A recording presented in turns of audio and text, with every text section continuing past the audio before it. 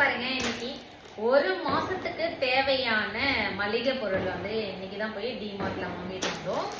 இந்த மாதிரி ஒரே டைம்ல 1 மந்த்துக்கு ஒன்ஸ் யாரெல்லாம் இந்த மாதிரி வாங்கி வைக்கிறீங்கன்னு சொல்லிட்டு கமெண்ட் செக்ஷன்ல கமெண்ட் பண்ணுங்க.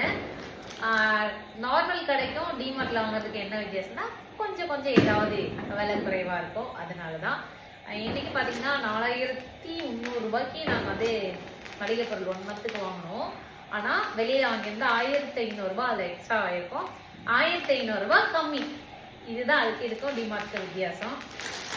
ஒரு மாசத்துக்கு ஒரு டைம் வந்து மளிகை பொருள் வாங்கி ஸ்டோர் பண்ணி வச்சுக்குவேன். இந்த மாதிரி பாக்ஸ்ல போட்டு வச்சுக்கலாம். மீதி வந்து இந்த மாதிரி சில்வர் பாக்ஸ்ல வந்து வச்சுக்கலாம். நெக்ஸ்ட் மந்த் என்ன தேவை என்ன இருக்கு இல்லைன்னு சொல்லிட்டு இதை பார்த்து தெரிஞ்சுக்கலாம்.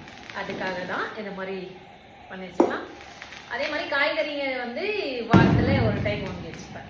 ஃப்ரிட்ஜில் வச்சுட்டோம்னா அது கரெக்ட் ஆயிடும். இந்த மாதிரி யாரெல்லாம் பண்ணுவீங்கன்னு சொல்லி கமெண்ட் பண்ணுங்க.